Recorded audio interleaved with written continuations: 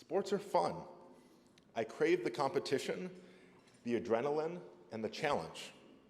In high school, I made some of my best friends through football. Sports could be hard at times, even painful, but my teammates and I shared that challenge and shared that pain, and we had a common goal. And of course, sports are our common culture. They cut across age, race, economic status. When a kid turns on the TV, he or she sees athletes, not mathematicians. They see how desirable it is to be an NFL player or an NBA star, or even a relatively mediocre, unpaid college point guard with a future as a plumber. They don't see the part about the plumber, but if you have any athletic talent when you're a kid, people will encourage it.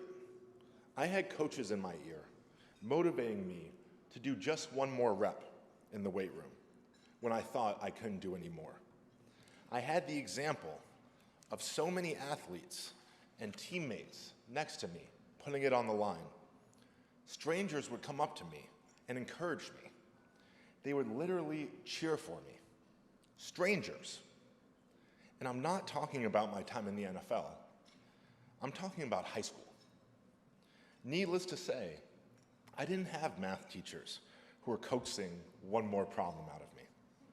They weren't calling the Princeton math department and telling them to recruit me the way my high school football coach was calling the Alabama football team. I didn't have any public mathematicians to inspire me or for me to want to emulate. I didn't even know what a mathematician did when I was a kid. I believe it's up to all of us to encourage young people to pursue mathematics, whether as a career or as a tool in whatever they're passionate in, or even as a source of pleasure, the way puzzles are for me. It's my goal, even, I believe, my responsibility, to try to help others see how fascinating, rewarding, and even fun mathematics can be. I want us to put an end to the idea that anyone can say, casually, that math isn't for me. Math should be, in some respect, for everyone. We don't, as a society, tolerate illiteracy.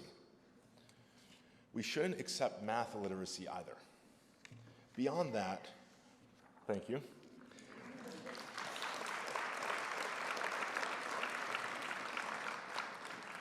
Beyond that, I believe we should identify those who are interested in math, encourage them, and give them opportunities to push themselves and excel, much in the same way people routinely do for young athletes. I wish that when I were in high school, I had mathematicians to look up to and inspire me. How can we motivate young people to become interested in math? There will always be kids who know from an early age that that is what they love, who dream of winning the Math Olympiad, not a gold medal at the Olympics. But that only describes a few. I'll bet there are a whole lot more kids, just like me, who weren't even aware of their aptitude and interest, who weren't being challenged, who didn't even know that mathematics is a field that you can do things in. How do we reach them? How do we show them that math isn't just homework, that it isn't just drudgery? The National Museum of Mathematics is an important part of this effort. Their emphasis on interactive exhibitions, collaborative projects, and surprising solutions can instill a sense of wonder and excitement about mathematics.